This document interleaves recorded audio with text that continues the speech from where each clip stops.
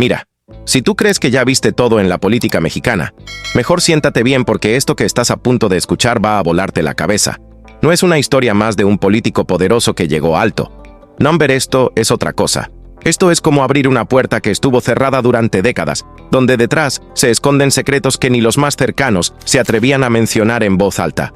Y en el centro de todo, sí, él, Enrique Peña Nieto.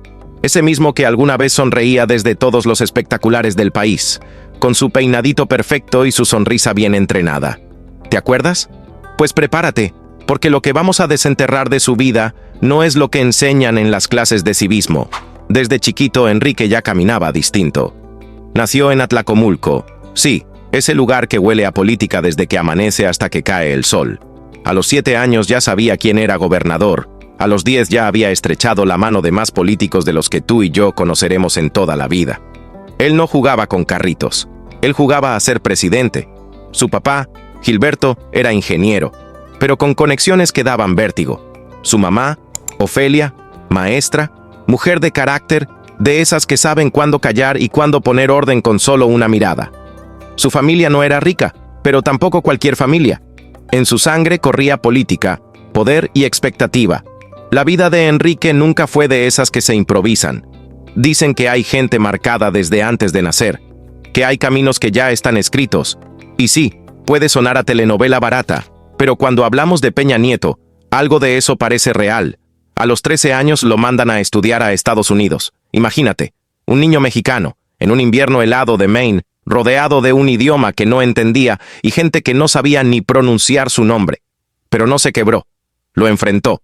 Lo aprendió, lo usó, porque eso es lo que hacen los que nacieron para jugar en ligas grandes. De vuelta en México, no era el mismo. Tenía más mundo, más ambición, y el apellido le pesaba menos. Empezó a aparecer en los eventos políticos, no como el hijo de fulano, sino como Enrique, el joven que sabía hablar bonito, que sabía escuchar, que sabía cómo pararse ante una multitud sin tartamudear ni sudar. Ahora, te tengo que decir esto, porque aquí está la raíz de todo. Atlacomulco no es cualquier pueblo, es una cuna, es un lugar de donde salieron generaciones de hombres que se convirtieron en gobernadores, secretarios, presidentes. Es un club invisible, pero real, y Peña Nieto era uno de los suyos. Su primo, su tío, sus padrinos políticos, todos habían estado ahí antes. Lo miraban como quien cuida una semilla valiosa, y no fue casualidad que lo mandaran a estudiar Derecho. La Universidad Panamericana no solo fue su escuela, fue su entrenamiento. Ahí se formó con los libros, sí, pero también con los nombres, porque en ese lugar, un salón de clases puede ser más influyente que una cámara de diputados. Mientras tú y yo salíamos con amigos a un café, Enrique estaba reuniéndose con operadores políticos, donde otros veían discursos aburridos, él veía estrategias. Él no solo quería ganar elecciones, quería entender el juego desde adentro, desde el corazón. Así fue creciendo, no como un político improvisado, sino como un producto perfecto. Y cuando llegó su momento, nadie se sorprendió. Pero eso es solo la superficie, lo que se ve desde fuera, lo que nadie contaba, lo que nadie quería contar, que deja huellas, huellas que al principio no se ven, pero que con el tiempo empiezan a notarse. Y eso pasó con Enrique. Mientras él se convertía en gobernador, luego presidente, mientras hablaba de reformas y de modernidad, detrás había otra historia, una historia que no se contaba, que no salía en la televisión, que incluso los grandes periódicos se negaban a investigar, porque había miedo, porque había poder. Quienes trabajaron con él desde el principio, aquellos que estaban en la campaña, los que redactaban discursos, los que organizaban reuniones a puerta cerrada, todos sabían que había cosas que no se decían. Reuniones secretas, transferencias que nadie auditaba, nombres que no debían mencionarse, pero como todo en la vida, el silencio no dura para siempre, y lo que estaba escondido comenzó a brotar. Uno por uno, los secretos fueron saliendo, y cuando el primero habló, muchos otros decidieron no callar más. Lo que viene ahora no es solo un escándalo, es una herida abierta en la historia de México. Lo que se ha revelado sobre Enrique Peña Nieto no es una anécdota más. Es una serie de piezas que, al juntarlas, dibujan una verdad incómoda, una que no se puede ignorar. ¿Espionaje? ¿Desvío de fondos? ¿Redes internacionales de poder? Todo eso está sobre la mesa. Y no lo dicen enemigos políticos. Lo dicen quienes estuvieron con él. Lo dicen documentos. Lo dicen pruebas. Porque ahora que sabes esto, ya no puedes mirar a Peña Nieto igual. Ya no puedes escuchar su nombre sin recordar lo que acabas de descubrir. Esta no es una historia para olvidar. Esta es una historia para recordar cada vez que alguien te diga que en la política ya no puede haber sorpresas. Créeme, lo de Peña Nieto recién comienza. En la vida hay historias que parecen escritas para la ficción, pero son reales. Historias que mezclan poder, ambición, errores, traiciones, silencios, y un nombre que lo conecta todo. Enrique Peña Nieto. Sí, ese hombre que un día fue presidente de México. El mismo que fue admirado por unos y odiado por otros. Pero antes de los trajes caros y los aplausos, hubo una etapa oscura, silenciosa, donde se sembraron los errores que más tarde le pasarían factura. Esta no es la historia oficial, esta es la otra, la que no te enseñaron en los libros, la que sus allegados preferirían borrar. Todo comenzó con una tesis, esa famosa tesis con la que Peña Nieto se graduó como abogado en la Universidad Panamericana. Su título decía que era un licenciado en Derecho, pero años más tarde, el país entero se enteraría de que gran parte de ese trabajo no era suyo. Fragmentos completos fueron copiados palabra por palabra de libros de otros autores, sin comillas, sin citas, sin vergüenza. Cuando el escándalo explotó en 2016, la universidad confirmó las irregularidades, pero no le quitaron el título. Y él dijo que había sido un error de estilo, no un engaño. Pero el daño ya estaba hecho. En ese momento, todo México se preguntaba, ¿cómo confiar en un presidente que empezó su carrera copiando? Después de obtener su título, con o sin trampa, Enrique no se detuvo. Sabía que si quería escalar, necesitaba más conocimientos, más conexiones, más credenciales. Así que fue directo al Tecnológico de Monterrey, una de las escuelas más exclusivas del país. Ahí cursó un MBA que le enseñó liderazgo, administración y, lo más importante, cómo moverse en el mundo de los negocios y las altas esferas. Mientras estudiaba, también enseñaba. Sí, fue profesor en la misma Universidad Panamericana donde había hecho su tesis. Daba clases de derecho a jóvenes estudiantes. Muchos lo recuerdan como alguien carismático, pero también distante. Como si ya tuviera la mente en otra parte. Como si supiera que la docencia era solo una escala, no un destino. Obtuvo también una licencia como notario. En México, ser notario no es cualquier cosa. Es una posición de respeto, de poder, de influencia. Ahí, entre firmas y documentos, Enrique empezó a tejer su red. Empresarios, abogados, políticos, todos sabían quién era y, sobre todo, de dónde venía, porque nunca fue solo Enrique. Era Peña Nieto, y eso, en Atlacomulco, no era cualquier cosa. Allí, su apellido abría puertas, pero también generaba sospechas. Muchos decían que lo tenía todo fácil, que no necesitaba esforzarse porque ya había nacido con la carrera ganada.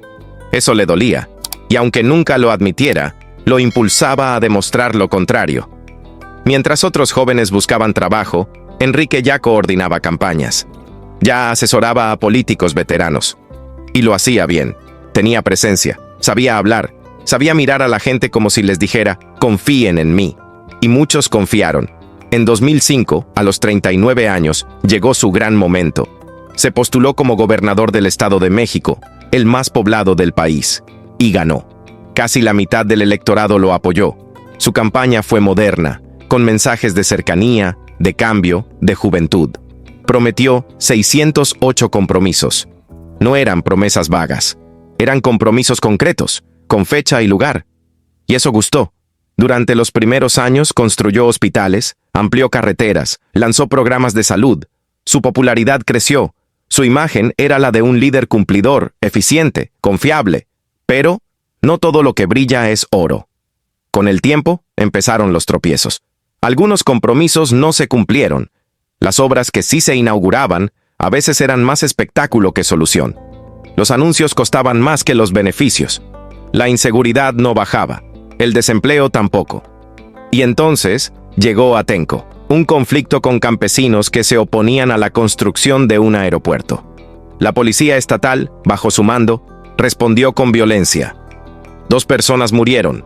Hubo detenciones arbitrarias. Mujeres denunciaron agresiones. El mundo entero vio las imágenes. Peña Nieto defendió la represión. Dijo que era para mantener el orden, pero el daño fue irreversible. Ese día, para muchos, murió la imagen del gobernador modelo. Aún así, siguió adelante. Siguió construyendo su camino a la presidencia. Fortaleció su imagen con una estrategia muy clara: televisión, discursos, encuestas. Y sí, funcionó. Pero detrás de cámaras, su equipo sabía que cada paso debía cuidarse al milímetro, porque cualquier error podía hundirlo. Lo curioso es que, mientras más crecía su popularidad, más crecían también los rumores. ¿Era auténtico todo lo que mostraba? ¿O era un personaje creado para ganar votos? Y lo más inquietante, ¿qué tanto de lo que decía realmente creía? Enrique Peña Nieto no llegó a la presidencia por accidente. Cada paso fue calculado, cada sonrisa, cada discurso, cada foto. Pero a veces, lo que se construye con imagen se derrumba con verdad. Y las verdades comenzaron a emerger. Primero con la tesis, luego con Atenco. Después vendrían más cosas. Cosas que aún hoy siguen saliendo a la luz. Pero esa es otra historia. Una historia que, si quieres, también te puedo contar. Déjame llevarte al corazón de una historia llena de contrastes, emociones intensas y giros inesperados. La historia de un hombre que, a pesar de su imagen pública impecable, vivió en carne propia el drama, la pérdida y las controversias que nunca se ven desde afuera. Estoy hablando de Enrique Peña Nieto. Y créeme, lo que te voy a contar aquí va mucho más allá de las cámaras, los discursos o las portadas de los periódicos. Enrique Peña Nieto no solo fue un político con grandes ambiciones, también fue un hombre marcado por la vida familiar y personal, con momentos de alegría profunda y golpes que lo derribaron por completo. Corría el año 1994 cuando, con apenas 28 años, decidió dar un paso fundamental: casarse con Mónica Pretelini Sáenz, una mujer sencilla pero fuerte, oriunda de Toluca. La conoció en esos círculos políticos en los que ambos se movían, y pronto formaron un hogar. Juntos tuvieron 3 hijos: Paulina, Alejandro y Nicole. Por un tiempo, la familia pareció un refugio, un lugar donde Enrique podía ser solo esposo y padre, lejos de la vorágine del poder. Pero la vida, como suele hacerlo, le tenía preparada una prueba muy dura. En 2007, cuando Peña Nieto ya era gobernador del Estado de México, Mónica falleció de manera inesperada, víctima de una crisis epiléptica. Fue un golpe brutal. Imagina estar al frente de la administración del estado más poblado del país y al mismo tiempo enfrentar una pérdida así, en medio de la presión pública, de los focos y los rumores. Sus hijos, todavía pequeños, quedaron sin madre y él tuvo que aprender a ser padre soltero casi de la noche a la mañana, sin tiempo para el duelo. Ese dolor marcó un antes y un después en su vida, en su carrera, en su forma de enfrentarse al mundo. Pero la historia no termina ahí. 3 años después, en 2010, Enrique encontró de nuevo el amor. Esta vez con Angélica Rivera, una actriz que todo México conocía por sus telenovelas, una mujer que encarnaba ese glamour y brillo que también combinaban con la política en los tiempos modernos. Su boda en Toluca fue un evento que los medios bautizaron como el matrimonio del poder. Era más que una unión sentimental, era una alianza estratégica. Angélica entró en su vida y en su familia con 3 hijas de un matrimonio anterior.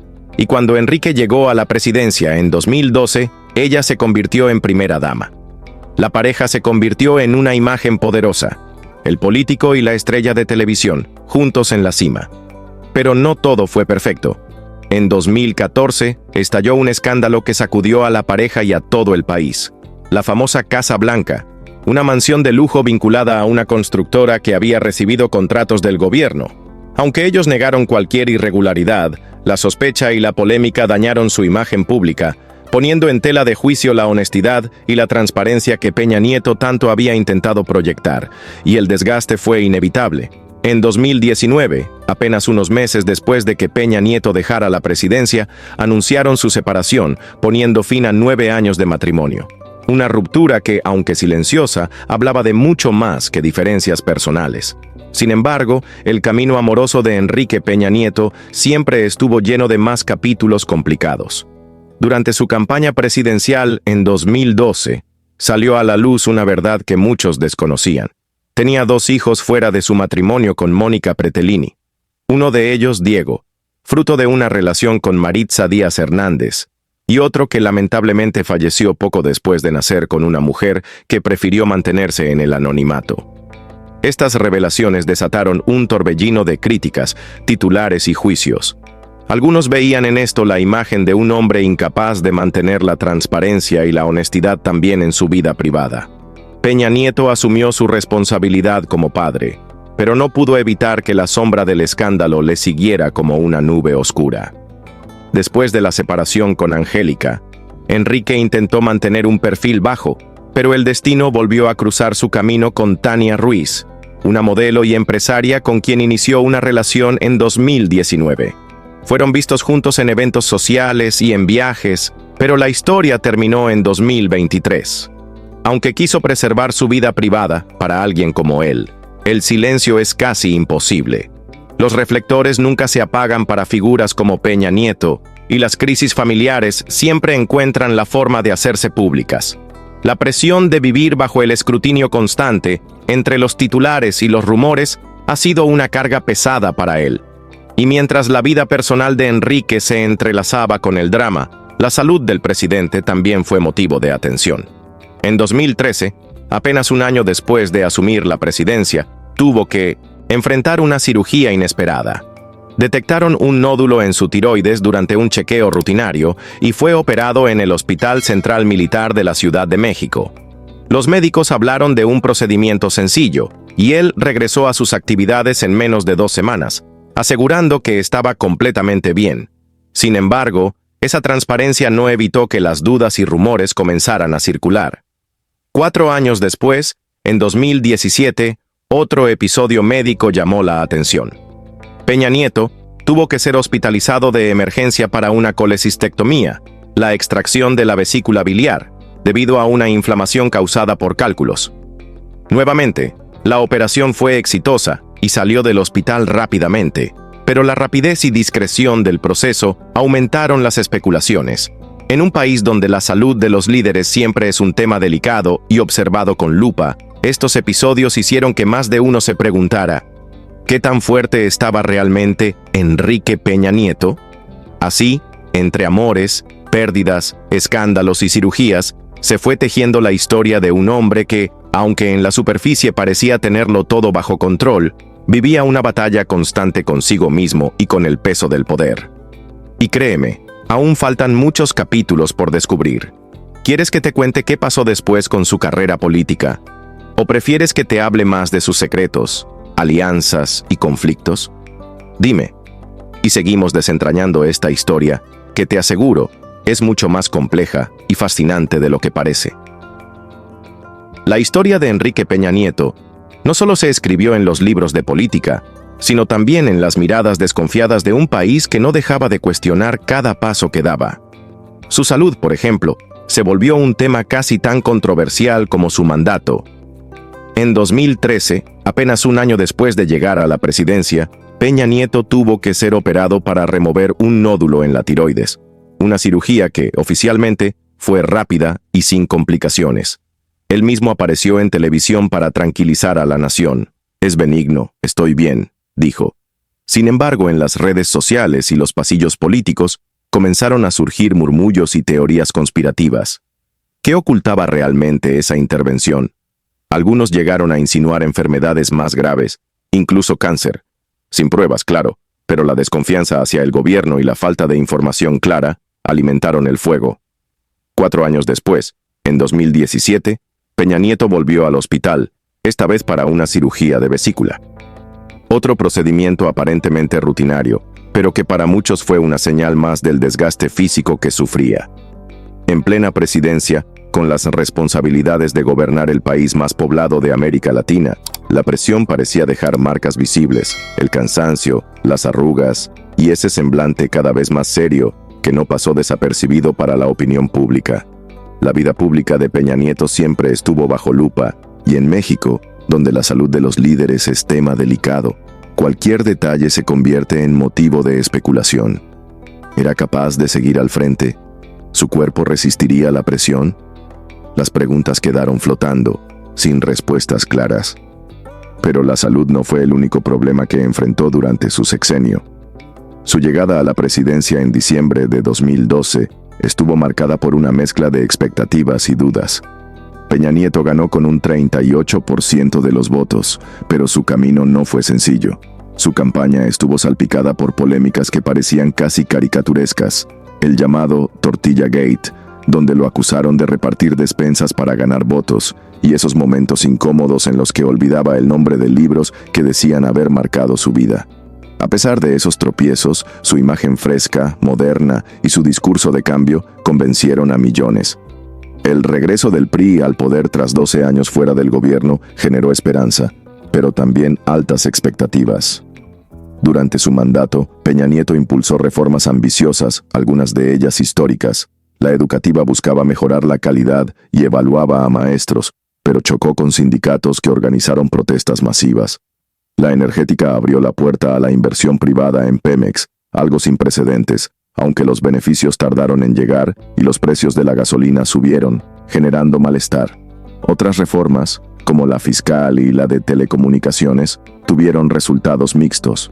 Redujeron costos en telefonía, pero la desigualdad económica siguió ahí, palpable.